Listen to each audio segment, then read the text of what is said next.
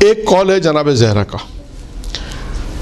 وہ قول یہ ہے جناب زہرا کے کہ جب دسترخوان پر بیٹھو تو 12 چیزوں کا دھیان رکھو، یوں کہہ لیجئے 12 چیزیں ضروری ہیں، 12 چیزیں ضروری ہیں، جن میں سے 4 واجب ہیں، 4 مستحب ہیں اور 4 ادب میں شمار ہوتی ہیں۔ جب بھی دسترخوان پہ بیٹھیں تو 12 چیزیں ضروری ہیں، جن میں سے 4 واجب ہیں، 4 مستحب اور 4 ادب ہیں۔ اب یہ 4 واجب کون سے ہیں اس کو تھوڑا سا ہم توضیح دیتے ہیں۔ جناب زہرا فرماتی ہیں جب بھی دسترخوان پہ بیٹھو تو ان 4 چیزوں کا رکھنا ضروری ہے، دھیان رکھنا، ہم اپنے حساب میں کہیں گے یعنی ان چیزوں کا لحاظ رکھنا ضروری ہے۔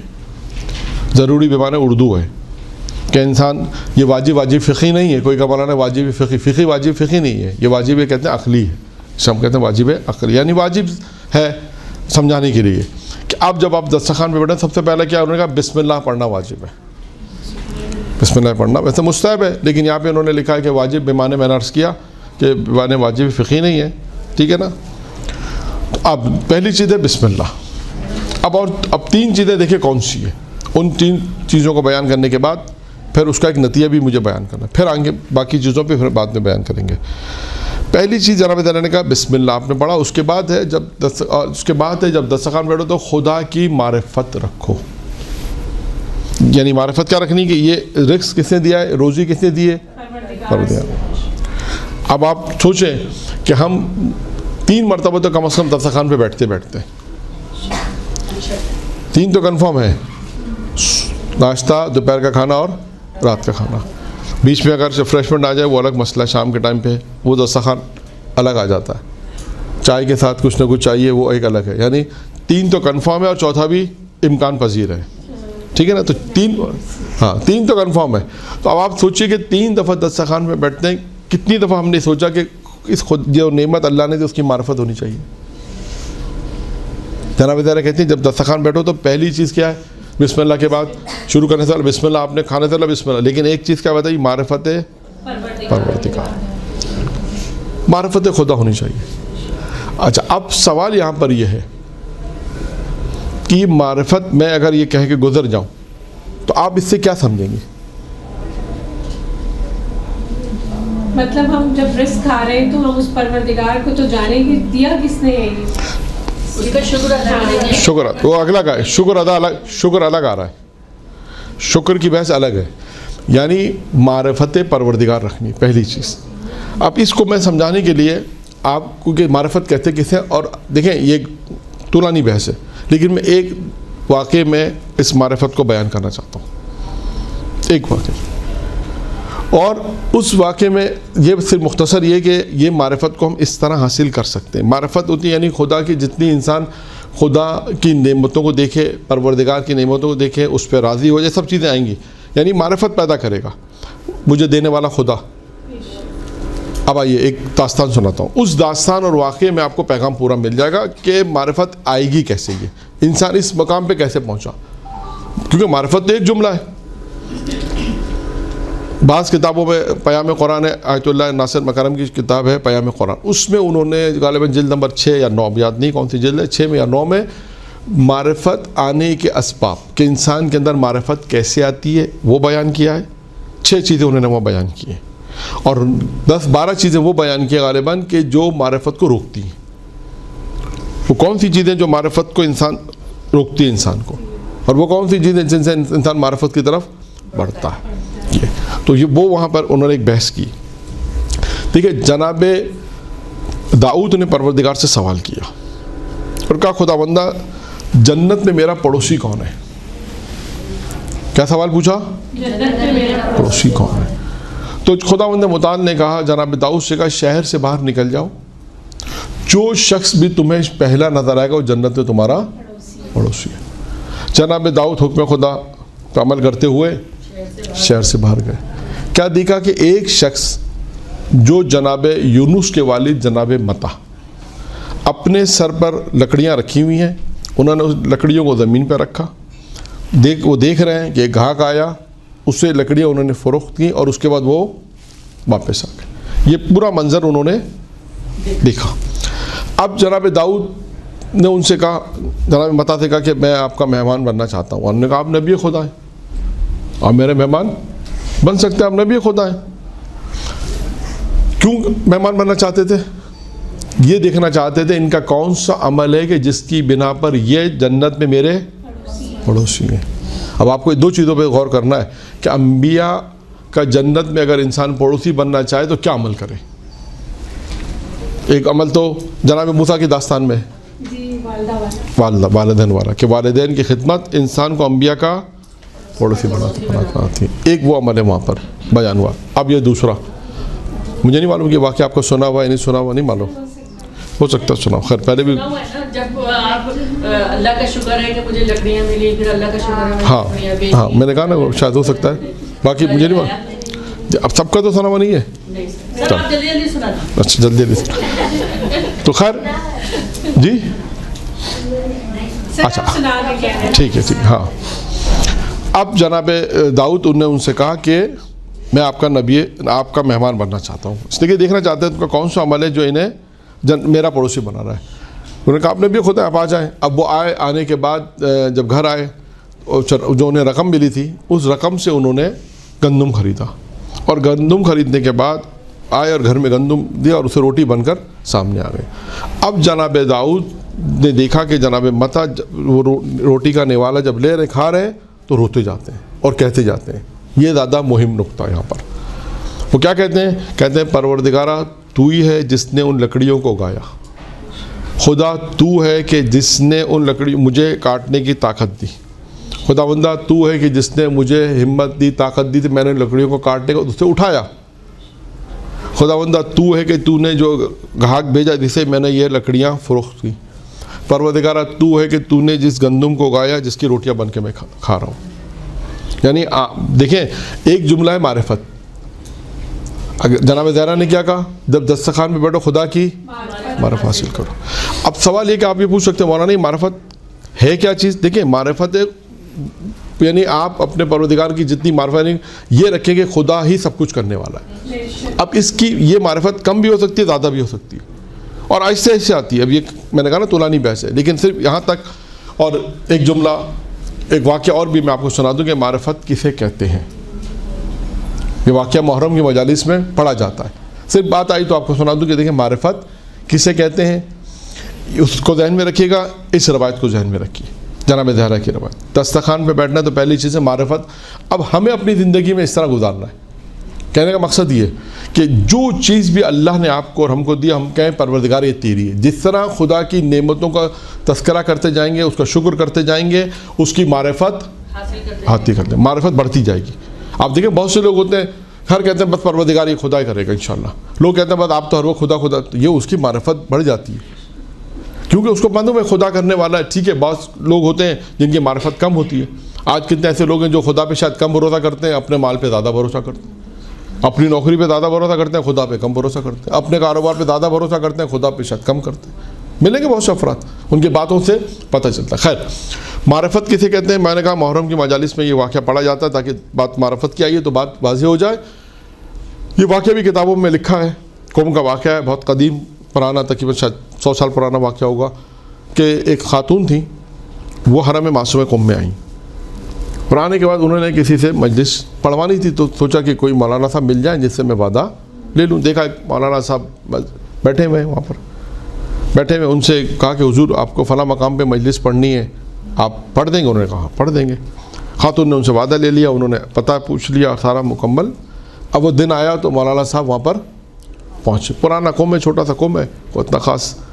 اب جب وہاں پہنچے تو کیا دیکھا کہ جب وہاں پہنچے تو عطا خانہ ہے، خاتون بیٹھی ہوئی ہے اور کوئی بھی نہیں ہے. خاتون نے کہا آئیے بسم اللہ آپ پڑھیں گے اور میں سنوں گی، کوئی دوسرا نہیں آئے گا. خیر انہوں نے جا کے مجلس پڑھی، مجلس اختتام ختم ہو گئی. خاتون نے کہا کہ اگلے سال پھر آپ نے پھر پڑھنا ہے اس مقام پر. ڈیٹ نوٹ کر لیں، ٹائم نوٹ کر لیں، اگلے سال پھر آپ نے اسی مقام پر پڑھنا. انہوں نے کہا ٹھیک ہے، وعدہ لے لیا. اب اگلا سال جب آیا تو ان کے ذہن میں یہ خیال آیا کہ میں ایک خاتون کے لیے جاؤں، ایک خاتون کے لیے جاؤں. اور وہ سو گئے، اس وقت نہیں گئے. تو کہتے ہیں خواب میں کوئی معصوم آئی. اور ایک جملہ کہا کہ آپ اتنے بڑے ہو گئے کہ ہمارا ذکر بھی نہیں کرو گے. کہتے ہیں آنکھ کھلی فوراً پہنچے وہاں پر عزا خانے میں پہنچے, جب مجلس سے وہاں پہنچے, کہتے ہیں خاتون نے ان کی طرف دیکھ کے کہا اچھا ڈانٹ پڑی ہے تو آئے ہو.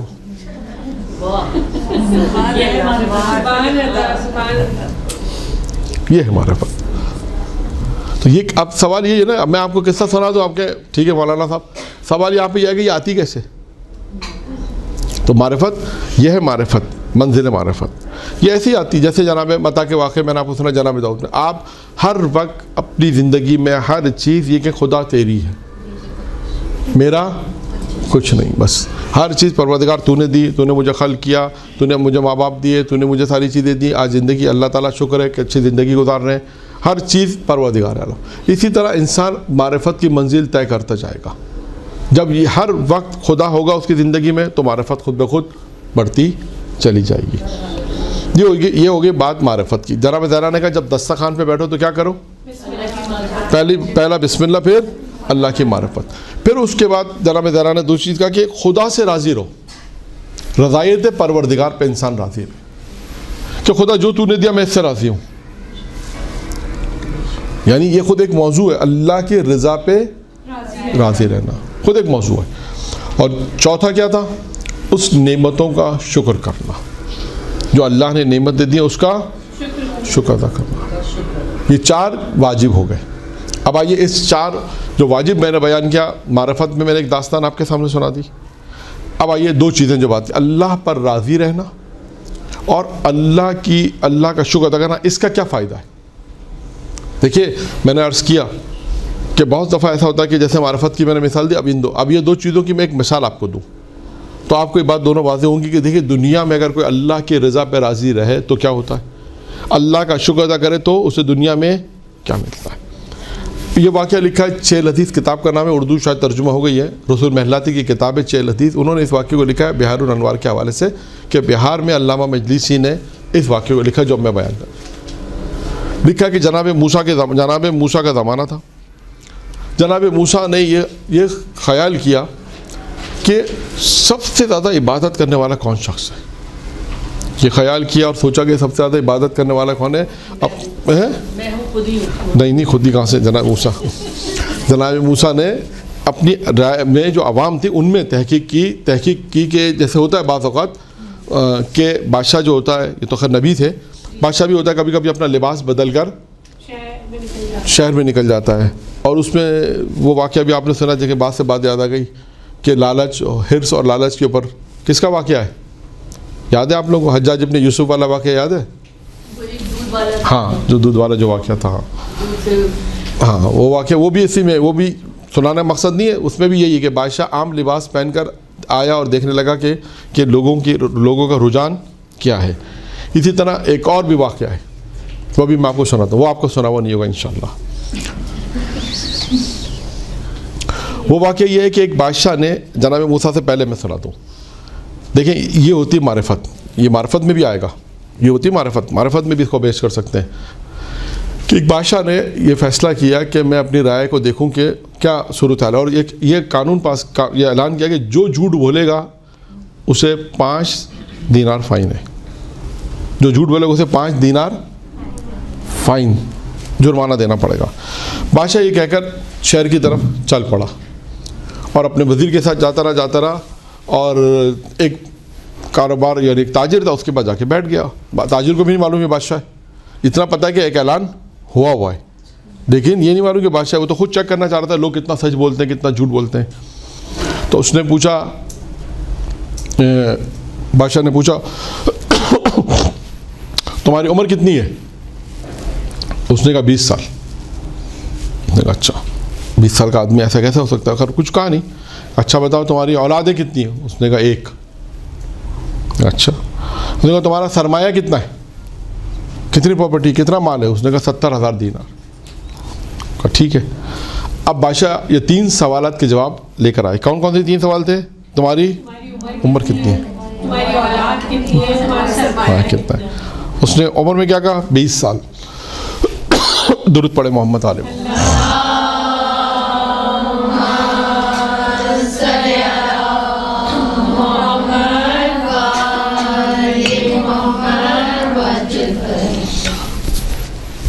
3 باتیں اس نے بادشاہ سے بیان کی. بادشاہ آیا, وزیر کو لے کر آیا اور خزانچی کے پاس آ کے بیٹھا اور کہا کہ اب اس کا حساب کتاب نکالو. کہ اس زمانے میں ایسا ہوتا تھا, کیونکہ چھوٹے شہر ہوتے تھے, سب کا جسے کہتے ہیں سب کا بائی ڈیٹا ان کے پاس ہوتا تھا کہ کون آدمی کیا کام کر رہا ہے, کس کی مردم شماری کے اعتبار سے ہوتا ہے نا, جیسے پتہ چلتا ہے گھر میں کتنے فرد ہیں, پتہ چل جاتا ہے فوراً ریکارڈ سے. کہ اس کا ریکارڈ نکالو. اب اس کا ریکارڈ نکالا تو ریکارڈ میں دیکھا اس کی عمر تو 70 سال تھی. دیکھا 20 سال کہ ایک جھوٹ بولا. کہ دوسری اولاد اس کی تو 4 اولادیں لکھی ہیں, دیکھا ایک ہے, یہ جھوٹ بولا. تیسرا سرمایہ کا یہ تو پیسے والا ہے, لاکھوں دینار ہے اس کے پاس, تو پیسے والا سرمایہ سیٹ ہے مثلا پیسے والا ہے. اس نے کہا میرے پاس 70 دینار ہے.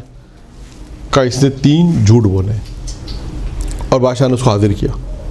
کہا بھائی جواب دو, ہم تمہارے پاس آئے تھے بھیس بدل کر, تمہیں تو پتہ نہیں تھا, ہم نے تو کہا کہ جو جھوٹ بولے گا اسے 5 دینار جرمانہ, 15 دینار تمہارا جرمانہ ہے, اس لیے کہ تم نے 3 جھوٹ بولے. اس نے کہا حضور فرمائیے کون سے 3 جھوٹ بولے ہیں, ذرا آپ بھی تو ہمیں فرما دیجئے. کہا ہم تمہاری دکان پر آئے تھے. کہاں آئے تھے؟ کہ ہم نے پوچھا کہ تمہاری عمر کتنی ہے, تم نے کہا 20 سال, تمہاری عمر تو یہاں 70 سال لکھی ہے, تم نے تو 20 سال کے. کہا حضور 70 سال تو ضائع ہو گئی, جو 20 سال کام کیا نیکی کے وہی سے بتا رہا ہوں, وہی عمر ہے.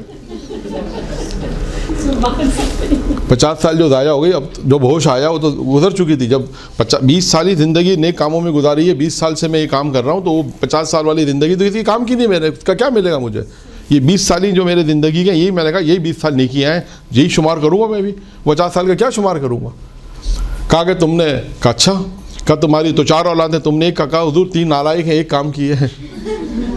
تو جو کام کی اولاد ہے جو صحیح ہے اسی کو شمار کروں گا میں, کہ ایک اولاد میری ہے صحیح اولاد ہے, اسی کو کہوں گا یہ اولاد ہے, باقی 3 تو نکمی ہے, کیا کہوں گا اسے, میں یہی کہوں گا. کہا اچھا. کہا تم نے کہا کہ تمہارا سرمایہ تو بہت سارا ہے, تم نے کہا 70,000 دینار. کہا حضور 70,000 دینار سے ایک مسجد بنوائیے, وہی میرا سرمایہ ہے, وہی میرا سرمایہ. باقی سرمایہ تو سرمایہ نہیں ہے, تو کاروبار میں وہی ایسا نیک نیکی ہے جو 70,000 دینار ہے, وہی مرنے کے بعد مجھے وہی زیادہ کام آئے گی. لہٰذا میں نے کہا اس لیے 70,000 دینار میرا سرمایہ. اب بادشاہ نے کہا کہ تم نے 3 جھوٹ نہیں بولے بلکہ 3 زبردست باتیں کہی ہیں, زیادہ اس پہ جرمانہ نہیں کیا, اور ہماری گفتگو بھی معرفت کی تھی. دیکھیں اب یہاں پر اگر ہم جائیں تو اپنی گفتگو بھی اس میں ایڈجسٹ کر سکتے ہیں کہ یہ بھی ایک معرفت تھی اس آدمی کی, یہ بھی ایک معرفت رکھنا, کہ خود ہی یہ ایک معرفت رکھنا اس بات کی کہ میری اپنی زندگی کتنی ضائع ہوگی اور کتنی کام کی. خود یہ معرفت رکھنا کہ جو نیک کام میں نے کہا یہی اللہ تعالیٰ کی بارگاہ میں قابل قبول ہے, جو مسجد بنائی ہے یہ قابل قبول ہوگی, باقی چیز تو قابل قبول نہیں ہے.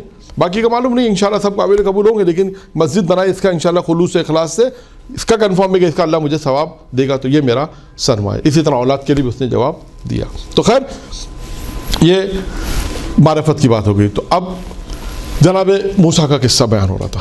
جناب موسیٰ نے یہ خیال کیا کہ میں یہ دیکھوں کہ سب سے زیادہ عبادت کرنے والا کون ہے اپنی رائے میں عوام کے اندر, اور لہٰذا جناب موسیٰ لباس تبدیل کر کے چلے شہر کی طرف. دیکھا کہ معلوم کسی سے پوچھا, اس نے کہا فلاں شخص سے بچا, وہ سب سے زیادہ عبادت کرنے والا ہے.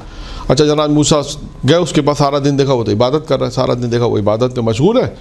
اور شام کے وقت اس نے ایک درخت ہلایا تو 2 انار گرے, 2 انار گرے. تو اس نے جناب موسیٰ سے کہا کہ تم یقیناً صالح بندے ہو, میں کئی سالوں سے ادھر عبادت کر رہا ہوں, اور جب بھی درخت ہلاتا ہوں 1 انار گرتا ہے میرے روزی کے لیے, کھانے کے لیے, یہاں آج 2 گرے, اس کا مطلب ہے تم صالح اور نیک ہو. اس نے کہا میں, اب دیکھیں نہیں کہا کہ میں نبی موسیٰ ہوں, نہیں کہا, اس کا میں اینڈ میں اس کا جواب دوں گا, اس کو جو نتیجہ نکالیں گے ایک اور نتیجہ بھی نکالیں گے اس واقعے سے. کہا میں نہیں ہوں, یہ نہیں کہا میں نبی موسیٰ ہوں, کہا میں موسیٰ کی سرزمین سے آیا ہوں. کہا کہ اچھا. جانا موسیٰ نے اس کی عبادت دیکھ لی, سارا دن وہ عبادت کرتا تھا. کہا بتاؤ تم سے کوئی زیادہ عبادت کرنے والا ہے, کبھی فلاں شہر میں جاؤ آپ کو ملے گا. جانا موسیٰ فلاں شہر میں پہنچ گئے, اس کے بعد پہنچے, دیکھا اس کو بھی سارا دن وہ بھی عبادت کر رہا ہے, اور اس کے بعد بھی جو ہے وہ 2 روٹی جو روٹی ہوتی تھی وہ آتی تھی اور پانی آتا تھا. اس دن روٹی 2 آئی, جو جس نے لانی تھی 2 روٹی لے کر آیا, پانی لے کر آیا, زیادہ پانی آیا. جناب موسیٰ نے کہا کہ بھائی, اس نے بھی یہ کہا موسیٰ سے کہ تم کوئی نیک آدمی ہو, صالح ہو. تو اس نے کہا نہیں میں جناب جو وہ موسیٰ ابن عمران کی زمین سے آیا ہوں. کہا اچھا. پھر جناب موسیٰ نے اس سے پوچھا, 2 کی عبادت تو دیکھ لی, تیسرے سے پوچھا بتاؤ تم, اس سے پوچھا کہ تم میں کوئی ہے تم سے زیادہ کوئی عبادت گزار ہے. اس نے کہا فلاں شہر میں جاؤ, حداد ایک شخص کا نام لکھا, فلاں شہر میں ایک شخص ہے وہ بہت عبادت گزار ہے. اچھا اب جناب موسیٰ وہاں بھی پہنچ گئے, کیوں دیکھنا چاہتے تھے کہ عبادت گزار کون؟ جناب موسیٰ وہاں بھی گئے اور وہاں دیکھا کہ اچھا وہ دیکھا کہ وہ خاص عبادت نہیں کر رہا، صرف ذکر خدا زیادہ کر رہا ہے اور اپنے کام میں مشغول ہے. وہ کھیتی باڑی کرتا تھا، زراعت کا کام کرتا تھا، اپنے کام میں مشغول، لیکن ذکر پروردگار زیادہ. اور نماز کا وقت ہوا تو نماز پڑھی، جو نماز کا وقت ہوا نماز پڑھتا تھا، ذکر خدا کرتا، اپنا کام کرتا تھا. اور شام میں بھی یہی ہوا، جو اس نے زراعت کی، جو اس کو نفع ہوتا تھا اس وقت، جتنا کام میں برکت ہوتی تھی، جتنا کام ہوتا تھا، اس کے کام میں ڈبل برکت ہوئی. جو اس کی زراعت تھی وہ زیادہ ہوئی. تو اس نے پھر جناب موسیٰ سے کہا آپ کوئی نیک آدمی ہو، کچھ صالح ہو، میں روز یہاں کام کرتا ہوں، اتنا نہیں مال مجھے نفع ہوتا جتنا آج زیادہ نفع ہوا ہے. جتنا روز زراعت کرتا ہوں ایک منافع ہوتا ہے زراعت میں، جتنا روز نکلتا ہے، جتنا روز پروفٹ ہوتا ہے آج زیادہ پروفٹ ہو. اس کا مطلب آپ کوئی نیک ہو. اس نے کہا نہیں. جناب موسیٰ نے کہا میں جو ہے وہ موسیٰ ابن عمران کی زمین سے آیا ہوں. انہیں یہ جواب دیا. پھر جناب موسیٰ مسکرانے لگے. تو اس نے پوچھا مسکرا کیوں رہے ہو، کیا وجہ مسکرانے کی؟ دیکھا مسکرانے کی وجہ ہے کہ عجیب تعجب ہے کہ دو شخص جو سارا دن عبادت کرتے تھے ان کو میں نے عبادت میں دیکھا. انہوں نے کہا کہ ہم سے زیادہ عبادت گزار تمہاری طرف بھیجا. کہا تم تو عبادت ہی کم کرتے ہو، صرف ذکر خدا کرتے ہو. تو اس میں تعجب مجھے مسکراہٹ ہوئی کہ اس نے تمہارے پاس کیوں بھیجا. اب سنیے اس شخص نے کیا کہا. جواب اس شخص نے کہا کہ حضور میں غلام ہوں، میں اگر یہ زراعت کا کام نہ کروں تو میں اپنے مالک کو نقصان پہنچاؤں گا. اگر میں عبادت کرنے بیٹھ جاؤں، سارا دن عبادت کروں تو کیا ہوگا، میں اپنے مالک کو نقصان پہنچاؤں گا. تو کہا میں اپنے مالک کو نقصان پہنچانا نہیں چاہتا ہوں. کہا جو بھی سارا دن میں زراعت کام کرتا ہوں اس اپنے کام کے 3 حصے کرتا ہوں. دیکھیے جواب دیکھیے غور سنیے. 3 حصے کرتا ہوں. ایک حصہ میں صدقہ کرتا ہوں، ایک حصہ میں اپنے مالک کو دیتا ہوں، اور ایک حصہ میں اپنے بیوی بچوں کے لیے، اہل و عیال کے لیے حصہ نکالتا ہوں. اور اس وقت اس نے اسی جو اپنا حصہ تھا وہ مال بیچا اور بیچ کے جناب موسیٰ کے لیے کھانے کا انتظام کیا. تو اب جناب موسیٰ کو جب اسے 3 باتیں اس نے کہا باقی کچھ. جناب موسیٰ نے کہا میں نے دیکھا کہ تم 2 کام دیکھے، ایک ذکر پروردگار زیادہ کرتے تھے اور وقت پر نماز پڑھتے تھے. یہ 2 کام تھے، باقی تو اتنی عبادت نہیں تھی. پھر اسے جواب میں کہا اگر میں زیادہ عبادت کروں گا تو میں کام نہیں کر سکتا، تو لہٰذا میرے لیے کام کرنا زیادہ ضروری تھا. اس لیے میں کام کو ترجیح دیتا تھا اور اس تمام ٹائم میں، تمام صورت میں ذکر خدا کرتا تھا اور نماز اول وقت میں پڑھتا تھا. اب سنیے اس نے کیا کہا. اس نے جناب موسیٰ سے کہا کہاں جانا چاہتے ہو؟ کہا میں موسیٰ ابن عمران کی سرزمین سے وہیں جانا چاہتا ہوں. کہا اچھا. کہتا ہے اس نے ایک ابر بادل کے ٹکڑے سے کہا، بادل کے ٹکڑا وہاں سے گزارا تھا. کہا بھائی کہاں جا رہے ہو، کہاں جا رہے ہو؟ کہا کہ میں فلاں زمین پہ جا رہا ہوں. کہا ٹھیک ہے جاؤ، ہمیں تو ایسا وہ ٹکڑا چاہیے جو اس کو چھوڑ دے اس کی سرزمین پر. کہتے ہیں دوسرے بادل سے بھی پوچھا، ٹکڑے سے، ابر سے، اس نے بھی یہ جواب دیا. تیسرے نے کہا کہ ہاں میں جو ہے موسیٰ ابن عمران کی سرزمین پہ جا رہا ہوں. تو اس شخص نے کہا اس بادل کے ٹکڑے سے اس شخص کو لے جاؤ، یعنی جناب موسیٰ کو اس کی سرزمین پہ جا کے چھوڑ دو. اب آپ دیکھیے گا جناب موسیٰ اپنے شہر میں پہنچ گئے. اب جناب موسیٰ کے ذہن میں ایک سوال تو ہے. آپ سوچیں ایک عام آدمی کیسے بادل کے ٹکڑے سے بات کر سکتا ہے؟ لیکن جناب موسیٰ کے ذہن میں سوال آئے پروردگارہ یہ شخص کے پاس کیا خصوصیت تھی؟ یہ دیکھیں اب اس میں اس کے پاس کیا خصوصیت تھی کہ جس کی بنا پر یہ بادل سے گفتگو کی اور اس نے کہا کہ فلاں مقام پر مجھے پہنچا دو. اب جناب موسیٰ نے خدا سے جب سوال کیا، اب دیکھیں خدا نے کیا جواب دیا. وہ خدا کا جو جواب ہے وہ ہمارے ان صفات جو جناب زہرا نے بیان کی اس سے متصل جوابات ہیں. اس لیے اس واقعے کو میں نے بیان کیا خاص. اچھا اس واقعے میں بات یہاں پہ ختم ہو گئی. اب آپ دیکھیں اس واقعے میں ایک چیز جو ایک پیغام اور بھی اس واقعے میں. کون سا پیغام ہے؟ انکساری اور تواضع کا پیغام ہے. نہیں کہا میں موسیٰ نبی ہوں، اللہ کا طرف سے پیغام نہیں، اپنے آپ کو اظہار نہیں کیا، بلکہ کہا کہ میں موسیٰ کی سرزمین سے آیا ہوں بس. یعنی اظہار اپنے آپ کو جیسا آج ہوتا ہے نا کہ میں کون ہوں، آپ مجھے جانتے ہیں میں کون ہوں. سب سے پہلے انسان اپنا تعارف کراتا ہے. تو لہٰذا اب آپ دیکھیں کہ یہ جو چیز بیان کی جاتی ہے اب انکساری تواضع. کبھی یہ نہیں کہ میں کون ہوں، بولا انکساری تواضع سے کوئی ایسا جملہ کہیں کہ جس سے آپ کی جواب بھی ہو جائے اور اسے تسلی بھی ہو جائے. اسے کہتے ہیں انکساری تواضع. جناب موسیٰ نے اس واقعے میں ایک پیغام، تو یہ جو سیرت موسیٰ میں اس واقعے سے ہمیں نظر آتا ہے. اب جناب موسیٰ نے جب خدا سے سوال کیا، خدا نے کیا جواب دیا؟ خدا نے جواب کیا دیا؟ خدا نے کہا موسیٰ سنو، 3 صفتیں اس شخص کے اندر ہیں. 3 صفتیں اس شخص کے اندر ہے. پہلی یہ کہ جب ہماری طرف سے اس پہ مصیبت آتی ہے، جب بلا آتی ہے تو اس پہ صبر کرتا ہے. ایک صفت.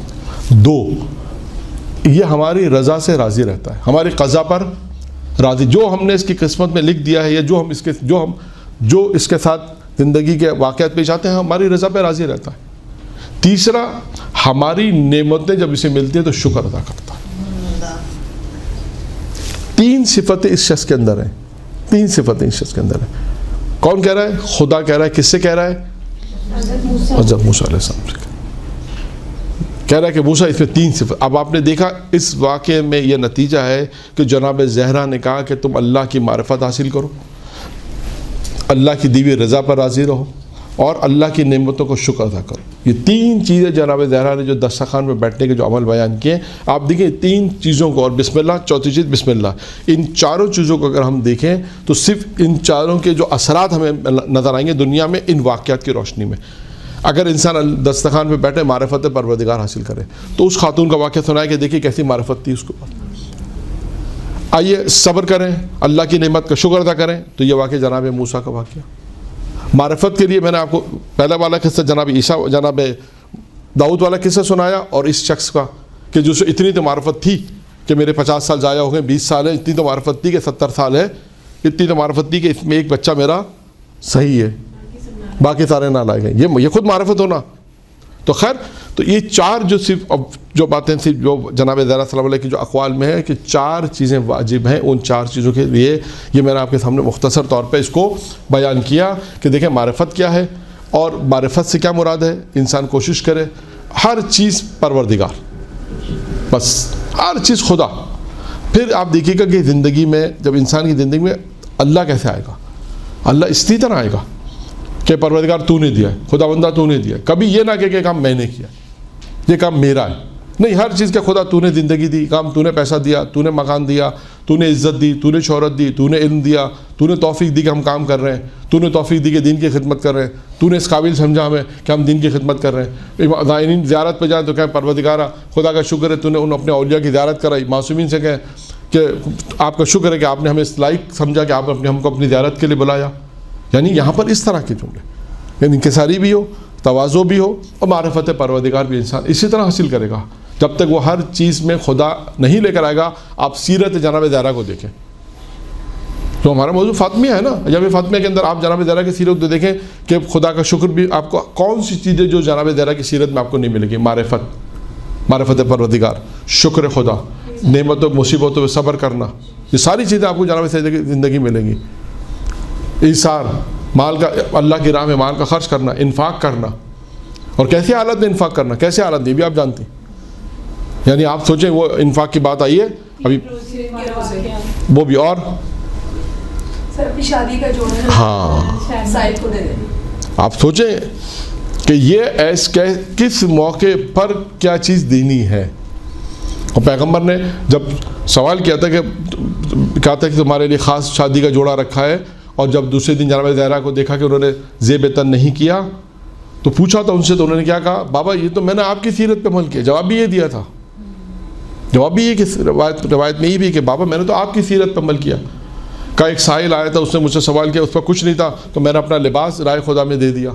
اور اس کے بعد آپ کے پاس بھی تو ایک سائل آیا تھا, اور آپ کے بعد بھی جب لباس نہیں تھا اس نے سوال کیا تو آپ نے بھی تو اپنا پہران اتار کر اسے دیا تھا. تو میں نے تو آپ کی سیرت پہ عمل کیا.